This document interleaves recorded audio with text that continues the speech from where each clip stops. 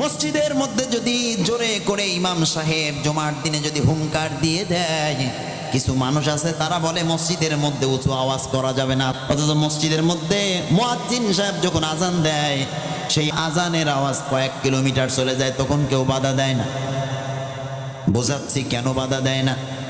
ইমাম সাহেব যখন নামাজের মধ্যে তেলাওয়াত করে জোরে জোরে, তখনও কেউ বাধা দেয় না। ইমাম সাহেব জোরে জোরে খুতবা পড়লেও বাধা দেয় না।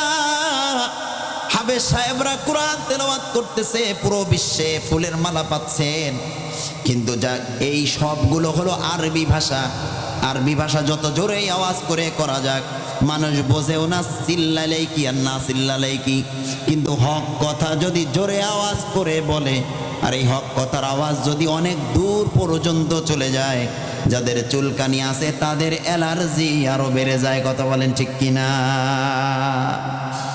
এই যদি বিশ্বজয়ী হাফেজরা কোরআনের বাণীগুলো বলার মাধ্যমে প্রতিযোগিতা দিত, বাংলাদেশের কোনো বিশ্বজয়ী হাফেজ ফুলের মালা পাইতো না।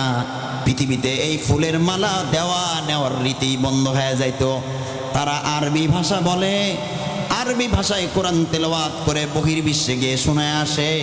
তাই বাংলাদেশের বিভিন্ন দলের লোকেরাও তাদেরকে সম্বর্ধনা দেয়। বাঙালি আরবি ভাষা বোঝে না, তাই আরবি ভাষায় যত জোরেই মুয়াজ্জিন সাহেব আজান দিক, পাবলিকের কোনো সমস্যা হয় না।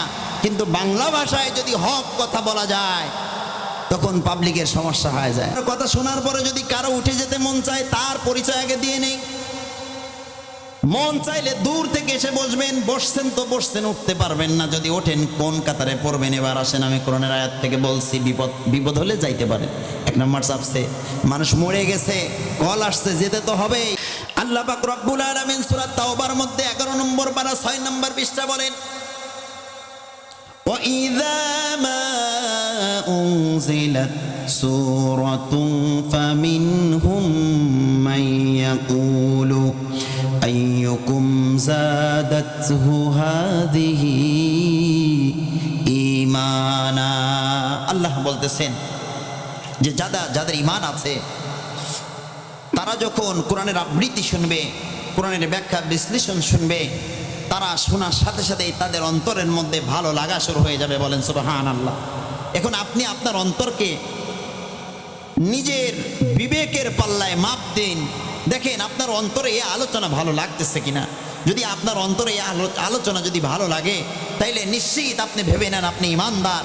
আর যদি আপনার বিরক্ত লাগে, আপনি যদি উঠে যান বিরক্ত হওয়ার কারণে, তাইলে সেই ব্যক্তির অবস্থা কি হবে? আল্লাহর পরের আয়াতে বলেন, وَأَمَّا الَّذِينَ فِي قُلُوبِهِمْ مَرَضٌ فَزَادَتْهُمْ رِجْسًا إِلَى رِجْسِهِمْ وَمَاتُوا وَهُمْ كَافِرُونَ।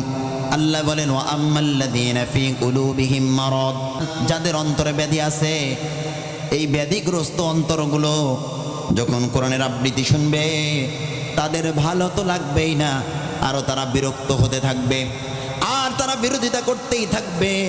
ওমাতু ওয়া হুম কাফিরুন, আর তারা এরকম বিরোধিতা করবে, আল্লাহ তাআলা তাদেরকে মোহর মেরে দিবে, তাদের আর হেদায়েত আসবে না, আর তারা এরকম বেঈমান হয়ে কাফের হয়ে মৃত্যুবরণ করবে। বলেন নাউজুবিল্লাহ। কোরআন বিরোধিতাকারী কখনো হেদায়েত পাবে না।